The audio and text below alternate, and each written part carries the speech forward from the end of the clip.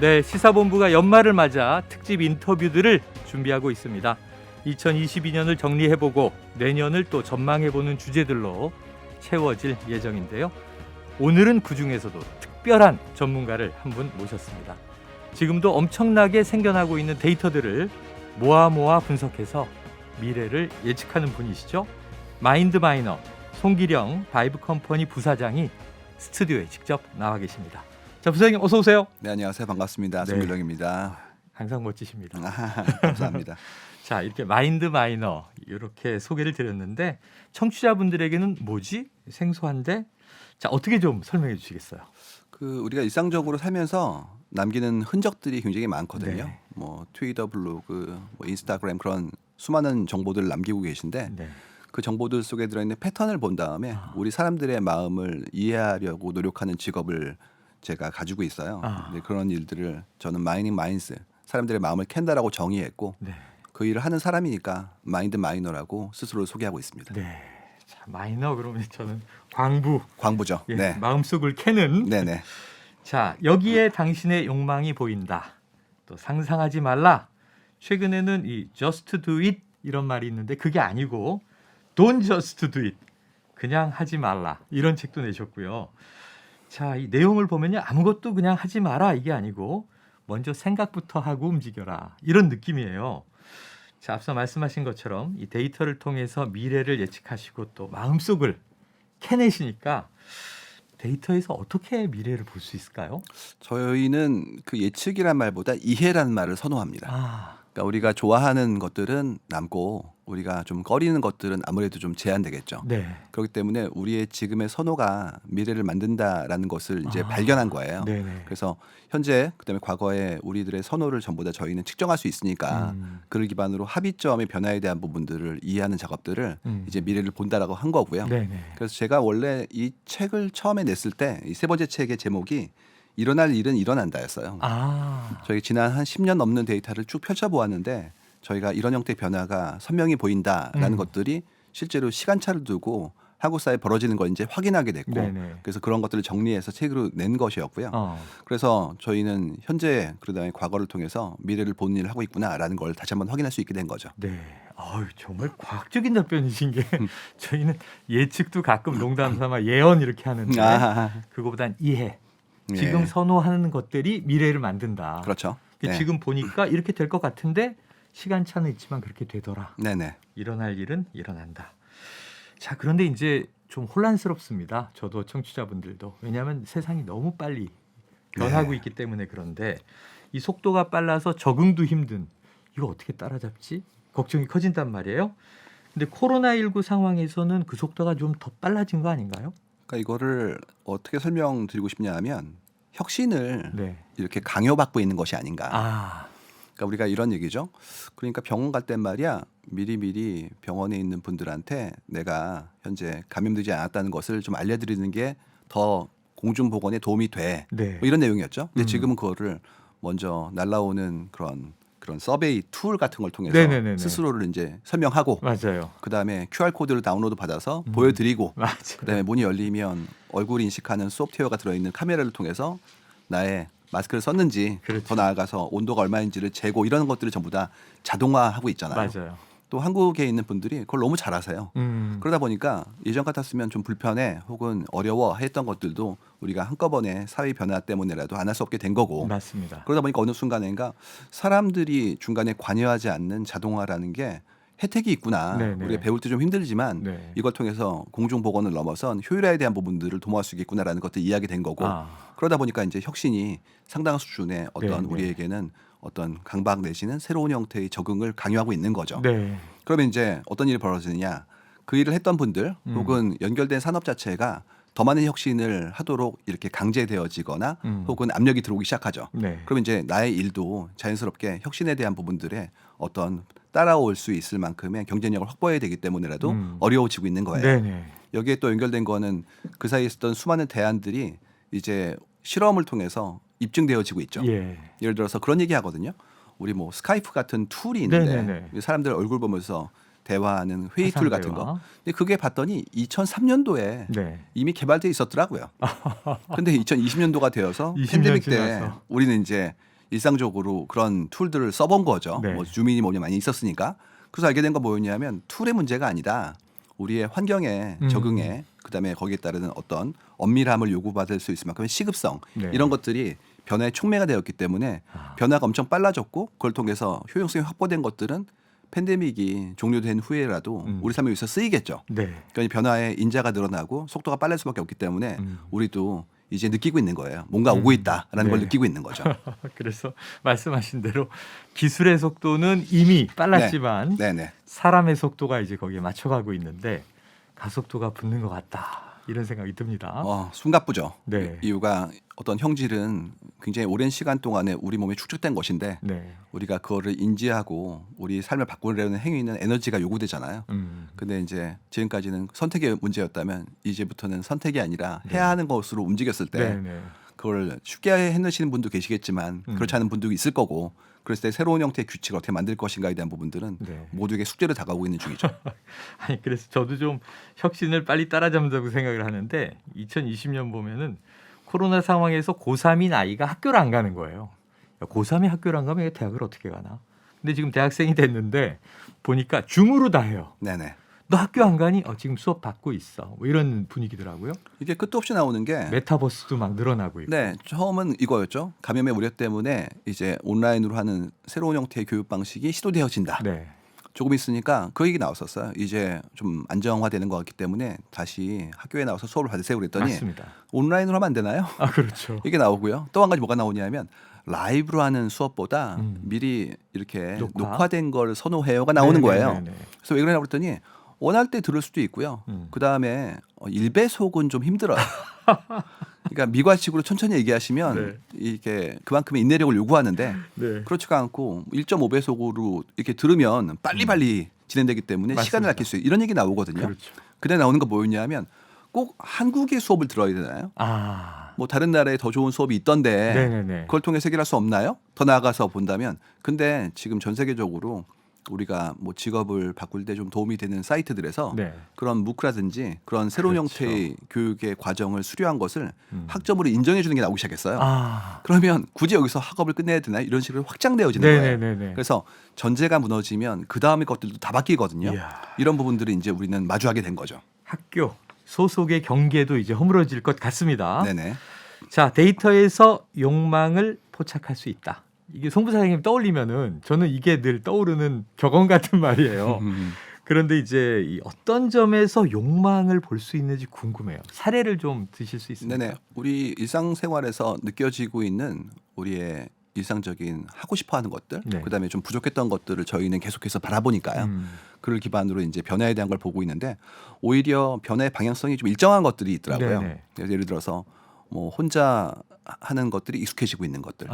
예전 같았으면 극장에도 커플석 막 있었는데 맞습니다. 지금 그렇지가 않고 각자 앉으시는 걸로 그렇죠. 다 분화되고 있고 그다음에 밥을 먹을 때에도 4인용 테이블이 아니라 네네. 이제 바 형태의 식당이 익숙하고 맞아요. 이 모든 것들이 혼자 하는 것들이 좀 더 일반화되어진 사회로 볼 수 있거든요. 네. 그래서 10대 분들 같은 경우에 가장 많이 나오는 씬이 학업 끝내고 오셔가지고 이렇게 유튜브 켜놓고 혼자 배달 음식이건 혹은 네네네. 집안에 준비된 음식을 먹고 있는 장면 이런 것들이 떠오른단 말이에요. 네네. 예전에 식사를 했으면 주로 단란한 가정에서 여러 명의 식구들이 함께 먹는 것으로 나왔었는데 네.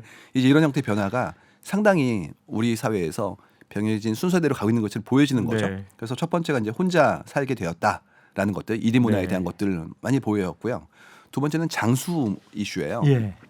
이 부분은 여러 가지의 데이터들을 통해서 저희 변화가 보여지고 있는데 그런 거 나오거든요. 옛날에 수연이라는 게 네. 60세였다고 하더라고요. 네네네. 목숨 숫자를 써가지고. 그 당시에는 장수 만세 그런 프로그램이 있었고. 있었습니다. 그래서 기억나는 게 환갑이에요. 그러면 아우 인생을 참 잘 살아오셨네요. 성공적인 형태의 그런 우리의 축하였죠. 네. 근데 지금은 환갑이에요. 그러면 이제 얘기하죠. 어떻게 하라는 거죠? 네네. 누구나. 그다음에 얼굴 봐서는 이분이 몇 세이신지를 가늠도 안 되고요. 맞아요. 그래서 이런 모든 변화가 사실은 축복이거든요. 네. 우리가 예전보다 훨씬 더 오래 살게 되었다. 강연장에서 만나는 10대, 20대 분들한테 얘기하거든요. 한 100년 남았습니다. 앞으로. 네. 그야말로 100년지 대계라는 교육의 그렇죠. 모토가 실제적으로 100년의 시간을 지금 들여야 된다는 거죠. 한 개인이. 그렇죠. 그렇기 때문에 이거는 상당한 수준의 어떤 혜택이라고 볼 수 있는데 네. 거꾸로 사회 시스템이나 우리의 경쟁력이나 이런 부분들이 그만큼의 긴 기간 동안에 활성화될 수 있을 만큼 준비가 되어 있느냐. 네. 그다음에 그분들의 사회 참여에 대한 부분들의 제한이라든지 혹은 기회에 대한 부분들이 더 너그러운지에 대한 부분까지도 볼 수밖에 없어요. 그래서 이 부분은 장수라는 게 사회 변화에 굉장히 중요한 새로운 압력으로 들어올 것이기 때문에 네네. 그걸 고민해 본다라는 게 두 번째 이슈였고요. 세 번째는 뭐냐면 이제 비대면 이슈예요. 그래서 안 만나고도 할 수 있다. 뭐 그런 내용들이죠. 예를 들어서 예전에 그런 거 있었거든요. 저 반차를 내고요. 네. 어디 갔다 올래요? 어디 가세요? 그러면 은행이요. 근데 지금은 손바닥 위에 있잖아요. 그렇죠. 그렇기 때문에 그렇죠. 그만큼 편의가 늘어난 거죠. 네. 근데 그렇다면 그만큼의 어떤 은행의 지점에 계신 분들의 방문자의 숫자가 줄게 될 것이고 그렇죠. 그러면 이제 그 구조에 대한 부분도 변화가 생기겠죠. 네. 이런 모든 것들이 결국 우리가 살고 있는 사회 속에서 사람들과의 어떤 관계에 대한 부분들, 그다음에 만남에 대한 부분들이 형식이 바뀌는 것들인데 네네. 이런 것들을 새롭게 정의하기 위한 노력들이 만들어져야 되겠죠. 특히 뭐 무인 상점 같은 경우에 네. 엄청 많이 보이잖아요. 맞습니다. 동네 이제 상점들이 하나씩 둘씩 빌게 되면 아이스크림도 무인이고. 그렇죠. 뭐 인형 뽑는 기계도 나왔다가 맞아요. 그다음에 아이스크림도 팔다가 뭐 과자도 전 세계 거 주다가 네. 요즘은 이제 사진 찍는 것들이 엄청 나오고 그렇죠. 제가 지난달인가 뭘 봤냐면 인천에서 그걸 봤어요. 무인 간장게장 전문점을 봤습니다. 그 처음 들었습니다. 네, 그래서 이렇게 되면 새벽 2시에도 간장게장을 먹을 수 있으니까 행복한데 그러네요. 근데 예전에 소상공인 분들 이렇게 동네에서 네. 따사롭게 사람들을 맞이하고 나름의 방식대로 이렇게 본인의 생업을 유지하셨던 분들 입장에서야 이게 기회이자 위기가 되기 때문에 그렇죠. 이런 것들을 어떻게 할 것이냐. 더 나아가서 내가 사람들을 만나는 게 뭐 때로는 힘들지만 때로는 행복감이죠. 네. 근데 내가 중간에서 사람들 만날 수 있는 기회가 배제되어진다면 그때 외로움도 지잖아요. 네. 뭐 이런 네. 것들에 대해서라면 새롭게 봐야 되는 그런 부분들이 보여지는 거예요. 예. 그래서 이 모든 게 급격한 변화기 때문에 내 삶의 방식, 사람들과의 교류에 따르는 어떤 새로운 형태의 감정과 네. 거기에 따르는 교류의 형식에 대한 부분들 이런 것들을 다시 한번 바라봐야 되지 않을까에 대한 것들을 알려드리는 겁니다. 야, 욕망이 실현되기도 하는데 그 방식에 내가 또 적응을 해야 되는 대목도 있고 흥미진진합니다. 자, 데이터를 통해서 송 부사장님이 포착한 지금 현재를 한번 보면 2022년 우리 사회 키워드는 뭐였을까요? 사실 키워드 하나로 우리 사회를 정의할 수는 없을 것 같아요. 네. 또 한 가지는 저희가 그런 말씀 드리는데요. 몇 년 전에 저널리스트 분께서 오셔가지고 저한테 2020년도 트렌드를 좀 얘기해 볼까요? 하셔가지고요. 네. 제가 뭐라 말씀드렸냐 하면 뭐 달력 바뀐다고 삶이 확 바뀌겠습니까? 네네. 하지만 연말 연초에 좀 돌아볼 필요는 있을 것 같다는 말씀드렸어요. 이유가 그거 나오거든요. 1월 1일 날 늘 올라오는 키워드가 어떤 게 있냐면 이런 거 나옵니다. 뭐 금주, 금연, 다이어트 이런 거 늘 나와요. 익숙하네요. 하지만 시간 지나면 우리는 또 어느 순간인가 나태한 삶으로 돌아가죠. 그렇죠. 그렇기 때문에 뭐 작심삼일이라는 말도 있고 네. 거꾸로 그렇기 때문에 각오를 하는 것도 있고요. 이래서 시간이 지날 때마다 우리는 나름의 좀 뒤를 돌아보고 지금을 좀 지켜보고 그다음 미래를 내다보는 일을 노력하고 있는 중이기 때문에라도 네. 좀 필요할 것 같아가지고 예. 매년 인터뷰를 하고 있어요. 그래서 올해 인터뷰도 나올 겁니다. 네네. 4년째 하고 있는데 뭐 코너의 별명은 뭐냐면 디지털 토정 비결 뭐 그런 제목이에요. 그래서 한번 연초에 돌아보자 네네. 이런 얘기를 드렸죠. 근데 지금 주체성에 대한 이슈들이 굉장히 중요한 이슈로 올라가기 시작했어요. 예를 들어서 이런 식이었어요. 예전에는 조직에 들어오셨군요. 그러면 우리 평생 갑시다. 뭐 이런 얘기였죠. 네. 뼈를 묻자 뭐 이런 그렇죠, 표현도 그렇죠. 있었고요. 그만큼 우리가 속한 어떤 거대한 조직이 항구적이었고 네. 나는 그중에서 일익을 담당하는 그런 작은 네. 위치였기 때문에 전체를 본다면 조직이 더 큰 우위를 점하는 상태였죠. 네네. 근데 이제 그렇지가 않고 새로 입사하신 분들이 뭐 짧은 시간 이내에 절반쯤 나가시고요. 그다음에 여러 가지의 커리어를 가시는 분도 많아졌고 더 나아가서 내가 상당히 오랜 기간 동안에 이 세상을 살아갈 수 있을 만큼 축복을 받았죠. 네. 그럼 이제는 조직보다 개인이 더 길어지고 있는 거예요. 그렇기 때문에 그 대등함에 대한 부분들, 네. 조직과 나의 어떤 역학에서 더 나아가서 조직의 안에 있는 분들끼리의 관계에 대한 부분들도 좀 재정의해봐야 될 것 같아요. 네네. 예전 같았으면 먼저 오신 분이 선배고, 그다음에 후배를 이끌어주고, 네. 그다음에 선배의 어떤 그야말로 일생의 단계라는 것이 나한테는 하나의 예제가 될 수 있고 그렇죠. 이런 식이었거든요. 그러니까 항상 공경하고 그다음에 그만큼의 존경을 보여주고 뭐 그의 발걸음을 따라가고 이런 식이었는데 지금 그렇지가 않죠. 네. 뭐 지금 만나는 일이라는 게 상당히 소중한 관계이지만 그건 굉장히 제한적이고 네. 그다음에 곧 헤어질 수도 있고 또 다시 만날 수도 있고 이런 형태로 바뀌고 있거든요. 네. 그렇다면 그만큼의 어떤 사람에 대한 존중이라든지 대등함에 대한 부분들을 고민해 봐야 될 것 같아요. 그러니까 수평적 문화로 빠르게 이전하는 게 보이죠. 네. 근데 이게 쉽지가 않은 게 예전에도 우리는 수직적인 형태의 위계 문화에 좀 익숙했단 말이에요. 맞습니다. 뭐 직급이니 연차니 그렇죠. 이런 부분들, 호봉이니 이런 네. 것들이 전부 다 상하를 나누는 기준처럼 보여졌는데 이런 것들이 아직 남아 있거든요, 문화가. 그러다 보니까 그런 새로운 문화와 기존의 문화와의 어떤 갈등이나 혹은 거기에 따르는 새로운 형태의 뭐 어떤 모색이라는 것들이 엄청 중요한 걸로 올라가기 시작했어요. 네. 특히 뭐가 나왔냐 하면 이제 팬데믹이 어느 정도 정돈될 것으로 예상하기 때문에 예. 뭐 이제 유연 근무라든지 뭐 스마트 오피스, 재택근무를 이제 그만하시고 네. 예전 방식으로 돌아갑시다.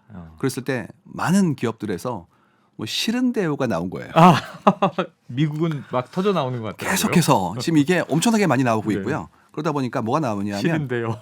그냥 뭐 바꿔볼까요? 아. 방식을 아니면 그만둘래요. 이런 것들도 엄청 나오고 있거든요. 네네. 그렇기 때문에 이 모든 변화가 결국에는 기존에 우리가 알고 있던 관행 내지는 합의에 대한 것들이 새롭게 정의되기를 희망하는 네. 사람들의 열망으로서 출발된 것이고 예. 여기에는 말씀드린 것처럼 조직과 개인 간의 어떤 관계에 대한 재정의가 다시 만들어지고 있다는 것을 관찰할 수 있게 된 거죠. 야, 엄청난 지각 변동인데. 이 부분은 굉장히 주요합니다. 특히 이제 개인이 새로운 형태의 일을 도모할 때 예전처럼 거대한 조직을 요구하지 않을 수도 있어요.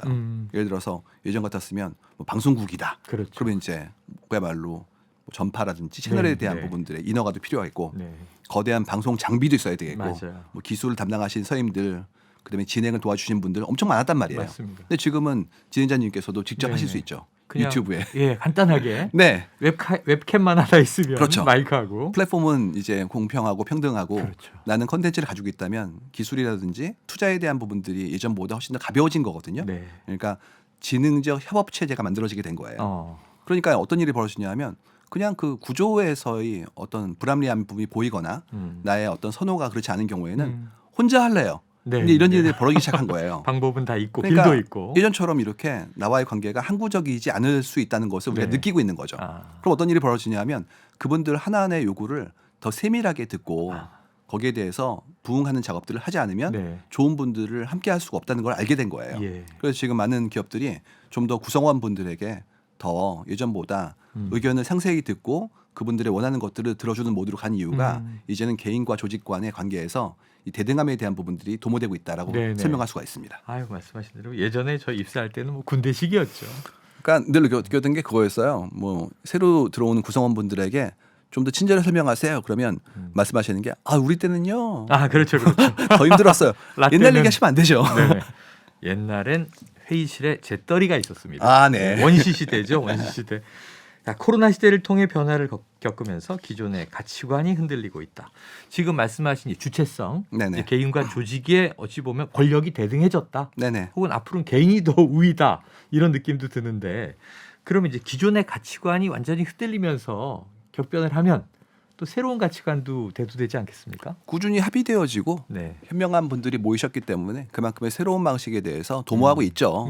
뭐 실제로 게시판이라든지 수많은 사람들의 의견이 포함된 걸 보시면 네. 새로운 규칙에 대해서 끊임없이 토론하고 계시거든요. 예. 저는 정말 현명한 사람들이 많다고 생각해요. 예전처럼 이게 옳아, 이게 맞아 이런 얘기가 아니라 네네네. 이게 더 합리적이고 유리하다라는 얘기들이 계속해서 나오고 있거든요. 네. 그렇기 때문에 이런 토론을 통해서 사람들이 서로를 설득하고 그를 기반으로 더 나은 형태의 삶에 대한 부분들을 새롭게 정의할 거라고 저는 보고 있는 중이고요. 네네네. 지금은 이제 워낙 많은 형태의 변화에 인자들이 동시전했기 때문에 예. 뭐 글로벌라이제이션, 하이퍼 커넥티비티, 스마트 팩토리, AI 그러다 보니까 이것이 동시에 몰려오는 느낌인 거예요. 네. 그러다 보니까 지금 필요한 건 어떤 거냐면 나의 가치관을 한 번 더 의심해 보고 새로운 형태의 생각이 들어오게 될 수 있을 만큼의 포용력을 유지하고 또 다양성에 대한 부분들을 더 많이 고취해서 네. 그를 기반으로 새로운 어떤 우리의 생활의 규칙 더 나아가서 제도와 시스템을 만드는 작업들을 해야 되지 않을까라고 생각을 합니다. 야, 우리가 얼마나 유연해져야 하는가 이런 고민도 듭니다. 그렇죠. 완고함에 대한 네. 부분들이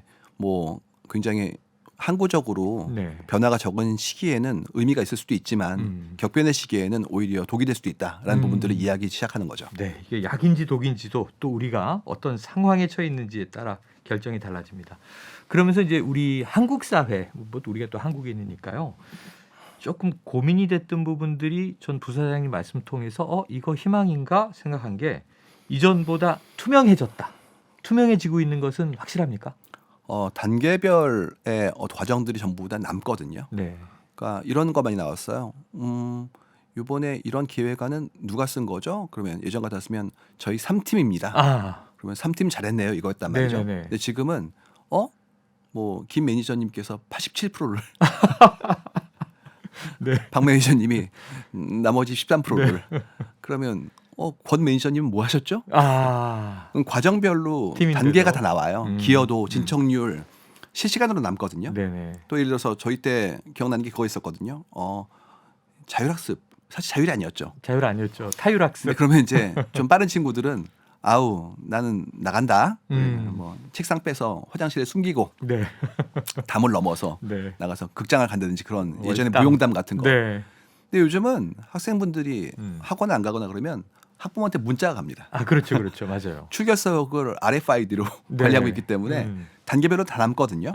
그러니까 과정상의 절차적인 형태의 정당성에 대한 부분들이 다 기록되어지는 거예요. 네네. 기록의 비용이 줄었고 그만큼의 단계별로 정보를 얻을 수 있는 채널이 확보가 되어지니까 이제는 예전처럼 결과가 좋으면 모든 것이 좀 인정돼 그게 아니라 단계별로 다 지켰는지에 대한 부분들을 요구하고 있는 거죠. 네네. 그래서 느껴지는 건 이런 것 같아요. 예전에 왕이나 관료들이 남았던 그들의 실록 같은 것들이 예. 개인에게도 다 남겨지게 된다. 네네. 그러면 그 과정상에서의 어떤 절차적인 형태의 정당성을 확보하지 못한 분들은 위험해질 수 있구나라는 것들을 알게 되는 네네. 겁니다. 그래서 이거는 투명 사회이자 위험 사회로 가고 있는 거죠. 투명 사회이자 위험 사회로 가고 있다. 네네. 자, 말씀하신 대로 과정이 모두 드러나는 사회, 절차의 흔적이 모두 다 데이터로 또 확인되는 사회. 자, 투명해진 건 맞는데 또 위험 사회로라고도 말씀해 주셨으니까 어떤 메시지를 우리가 좀 읽어야 될까요? 좀 더 존중해야 될 것 같아요. 존중. 예전 같았으면 그 안에 들어있는 역학이 있기 때문에 네. 그걸 이루기 위해서 누군가의 희생이라든지 혹은 거기에 따르는 어떤 불합리한 부분들이 뭐 검증되어지기도 어렵고 네. 하나에 대해서 시시비를 가리기도 어려웠잖아요. 네. 이젠 그렇지가 않고 어떤 형태의 분쟁이 생기면 증거를 모으고 그를 기반으로 합리적으로 판단하고 사람들이 거기에 호응하는 것들이 실시간으로 이루어지고 있거든요. 그렇기 때문에 상대의 어떤 가지고 있는 생각들, 그의 존재에 대한 부분들을 존중하고 그를 기반으로 과정상에 있어서도 평화롭게 해결하는 작업들을 이제 해나가야 되는 거죠. 네. 자, 드라마에 흔히 나오던 사실은 주인공이 한 디자인 시안을 팀장이 이제 가져가서 네네. 제가 했습니다. 인정받던 드라마는 없어질 것 같습니다. 그럼요. 그 과정이 전부 다 남거든요. 네. 네. 자, 부사님과 이야기 나누다 보니까 참 여러 가지 고민들을 다 여쭤보고 싶다. 아까 디지털 토정 비결, 디지털 역술인 하셔도 괜찮을 것 같으세요. 자, 연말 연시기도 하니까 이제 이런 부분 여쭙고 싶습니다. 자, 나는 올 한 해 잘 지낸 건가? 내년은 또 잘 지낼 수 있을까? 지금 또 이 부사님 얘기 들으면서 나의 모든 데이터가 정말 왕조실록처럼 모여지고 축적되고 다 언젠가 까발려진다면 나는 자신 있게 주장할 수 있을까? 나의 권리를, 나의 존재를. 자, 그런데 한국 사회의 고민이 불안이다 이렇게 얘기하신 적이 있어요. 한국 사회 불안은 늘 존재했고 그 다음에 변화가 빠를수록 더 많이 이렇게 사람들에게 야기되어지는 것을 볼 수가 있죠. 근데 이제 불안에 표출되는 방식에서 빠지지 않는 언어가 나오는 거를 저희 연구팀이 포착한 거예요. 네. 뭐가 나오면 이런 거 나옵니다. 제가요 50대인데요. 이 정도의 자산을 모았는데 저는 정상인가요? 뭐 이런 것도 엄청 나와요. 네네네. 그래가지고 항상 빠지지 않는 게 제가 뭐 20대의 그런 직장인인데 월 수입이 얼마인데 저는 남들과 비교했을 때 떨어짐이 없나요라는 것들이 나오는 걸 보면서 한국 사회가 나이하고 그 다음에 본인의 금전이라는 어떤 그 성취 중에서 수치화되어 있는 부분들에 상당히 몰입한다는 걸 알게 된 거예요. 네네네. 뭐 그거는 이제 안정적인 삶을 향후에도 구가하고 싶은 사람들의 어떤 욕망이기 때문에 본연의 욕망인데 네. 근데 이게 사회적 안전판이 좀 부재하다고 느끼기 때문에 스스로 살아남기 위한 노력을 금전에 의해서 보호받으려는 사람들의 열망으로 보여지거든요. 네. 더 나아가서 단계별로 이때 꼭 뭘 해야 돼 같은 강박이 들어오는 순간부터 그렇지 않은 경우에 연패감이 나오고 네. 또 한 가지는 비교의 대상군이 좀 너무 높은 경우에는 네네. 언제나 모든 사람들이 불행을 안고 살게 되는 거잖아요. 나는 계속 실패자다. 그렇죠. 항상 그리고 워낙 또 큰 네. 목표가 보이거든요. 그렇죠, 그렇죠. 이쯤 해야 돼라는 것들이. 그렇죠. 그래서 이걸 보면서 느껴진 게 그만큼의 여유가 좀 더 허락되었죠. 예전처럼 이렇게 인생 70 고래희가 아니라 네. 더 길어진 어떤 삶이 우리에게 다가올 것 같고 음. 그다음에 여유에 대한 부분들도 생존의 각박함을 사회가 좀 안아주고 네. 그를 기반으로 새로운 걸 도모할 수 있을 만큼의 유연한 사회가 오기 시작하면 이런 강박이 좀 더 조금씩 이완될 수 있다라고 믿고 있거든요. 네네네. 그렇기 때문에 지금의 강박이 지금까지 우리 사회를 반영했다면 새로운 형태의 규칙이 좀 만들었으면 좋겠고요. 여기에 나이와 금전에 대한 부분들에 대한 우리의 추구가 뭐 근원적으로 없어질 수는 없겠지만 네. 좀 더 나은 형태의 삶이 허락될 수 있을 만큼의 여유가 네, 좀 더 네. 있기를 바라는 부분들이 좀 보여졌습니다. 예, 중요한 말씀이세요. 제가 50대 중반이니까 50대 중반에 어느 정도의 부를 이루지 못했으면 실패한 거다가 아니라 근데 그 숫자가 굉장히 네. 커요. 아까 말씀하신 게 이게 정상입니까? 저는 네네. 정상 비정상의 구분이 아니라 네네. 다양한 길이 있다. 이런 네네. 걸 좀 우리가 이해해야 되겠죠. 자, 이 해소에 대해서도 한마디 해주세요. 일단 비교에 대한 부분이 이슈가 좀 돼요. 비교가 우리나라가 좀 심하죠. 저희가 이제 평타, 국룰 뭐 이런 단어들 보거든요. 맞습니다. 그래가지고 이 정도면 평타인가요? 네. 아니면 나한테는 뭔가 열유에 처한 상태를 내가 자각하게 되는 거죠. 네. 그다음에 또 꿀팁 같은 것들이 모여지면 국룰이 되는데 네, 그렇죠. 이제 이거는 효율을 내가 원하고 있는 거예요. 음. 내가 새롭게 시도해 보면 워낙 많은 시행착오가 있어야 되는데 음. 사람들부터 인증되어진 것들을 이용하게 되면 효율을 추구할 수 있겠죠. 네네. 문제는 국룰이 너무 높으면 기준이 어. 또 불행감을 약속받거든요. 그렇죠, 그렇죠. 그렇기 때문에 다양성에 대한 부분들을 사회가 좀 수용하고 그를 기반으로 각자의 삶의 방식들을 정의할 수 있으면 좀 더 비교로부터 나올 수 있는 나의 불안감을 좀 해소시킬 수 있다는 네. 걸 이제 알게 된 거예요. 예. 그래서 다양한 가치에 대해서 각자가 추구하고 존중할 수 있는 사회로 가는 것들이 불안감을 근원적으로 좀 완화시킬 수 있는 방법이 아닐까라고 믿고 있는 중입니다. 중요한 말씀이십니다. 역시 데이터 전문가시기 때문에 저희는 그냥 일상적으로 이런 얘기 재밌다, 국룰 이렇게 그냥 유행어처럼 신조어로 쓰는데 그 안에도 또 이 세대의 사회 심리가 다 반영돼 있습니다. 자, 미래는 예측하는 게 아니라 이해하는 것이다. 생각의 조각들을 모아서 전체 움직임을 보면 미래를 이해할 수 있다. 오늘 쭉 이야기해 주신 내용이 이제 배경이고 시작도 그렇게 여셨는데 자, 송 부사장님께서 데이터를 통해서 이해한 미래. 자, 이제 곧 2023년입니다. 청취자분들에게 좀 팁을 주신다면 어떤 키워드나 어떤 메시지를 주시겠습니까? 내년 초에 인터뷰가 좀 길게 나올 것 같아요. 네네. 거기서 상세히 설명을 좀 드릴 건데요. 그거를 뭐 미리 말씀드리면 재미가 없으니까 네네. 전체를 이렇게 한꺼번에 설명할 수 있는 키워드를 드린다면 관계에 대한 부분일 것 같아요. 관계. 우리가 지금까지 관계에 대해서 굉장히 중시하는 그런 사회죠. 네. 그래서 관계주의 한국이다라고 설명하는 선생님들이 좀 계세요. 예. 뭐 대표적인 얘기가 식당에 가가지고 너 뭐 먹을 거야 물어본다고. 네. 흥미롭죠. 그래서 그러네요. 전체를 우리로 바라보고 네. 각자의 역할에 대한 부분들을 정의하는 식으로 생각하기 때문에 한국인은 관계주의다 이렇게 얘기하시는 선생님들이 계시거든요. 네. 근데 흥미로운 얘기예요. 근데 그 관계라는 게 수직적 위계에 의해서 좀 정돈되어진 것들이 효율이라고 믿었단 말이죠. 네, 과거에는 이유가 이제 빨리 가야 됐는데 예. 그렇다면 일사불란해야 될 것이고 그렇죠. 그러다 보니 어느 순간인가 연장자이거나 좀 더 현명한 분이라고 이제 우리가 믿고 있는 분들이 네. 먼저 길을 내려주시고 우리는 빨리 가야지라는 부분에서 네. 이젠 그렇지가 않고 다양성을 기반으로 수평적 관계를 지향하는 것이 이런 다변화된 사회에서 더 효율적이다라는 네. 것들이 이제 새롭게 연구되어지고 네. 합의되어지고 있는 것 같아요. 또 한 가지는 그 관계가 항구적이지 않다. 그렇기 때문에 선후가 정해져 있고 함께 움직이는 형태의 일사불란함이라는 것보다 네. 우리가 단속적인 관계를 가지고 지금 만났지만 또 헤어질 것이고 또 만날 거다라는 부분들에 대한 것으로 가는 게 보이거든요. 네. 그렇기 때문에 그 관계에서 좀 더 상대를 살갑게 존중하고 예. 그를 기반으로 관계를 현명하게 관리해 나가는 새로운 방법들이 요구되어지는 것이 저희가 바라본 굉장히 중요한 키워드인 것 같습니다. 야, 이 관계, 미래의 관계에서 지금 송 부사장님 얘기를 들으면서 저는 혼자 생각이 우리가 좀 아집을 많이 내려놓아야 되겠구나. 타인의 이 이야기에 귀를 더 열어야 되겠구나. 그렇지 않으면 저희 기성세대들은요 적응하기 힘들겠다. 나아가선 살아남기 힘들겠다 이런 생각도 듭니다. 나의 믿음의 그런 맥락을 좀 이해해야 될 것 같아요. 네. 우리가 이런 어떤 형태의 믿음을 가지고 있다면 그거는 특정한 사람들 사이의 관계 속에서 그것이 효율적이라고 믿었기 때문에 생겨나는 그런 네, 형태의 네. 약속이었단 말이에요. 예. 근데 환경이 바뀌면 그 전제가 이제 바뀌었기 그렇죠, 때문에 그렇죠. 새로운 형태 합의가 요구되게 될 것이고 음. 그렇다면 이제 처음에 믿음에 대한 과정을 살펴보고 바뀌는 거에 대한 인식을 해보고 그걸 기반으로 새롭게 정의한 작업들을 해보는 게 요구될 것 같습니다. 네. 자, 라떼는 이게 별로 이제 중요하지 않다. 환경은 완전히 바뀌었습니다. 자, 부사장님이 현재를 읽어내고 미래를 준비하기 위해서 많은 데이터를 접하고 분석하고 계실 텐데 고전적인 질문 하나 드려볼게요. 최근에 좀 흥미롭게 읽으신 책은 뭔지 청취자분들에게 권하고 싶으신 게 있는지. 네네네.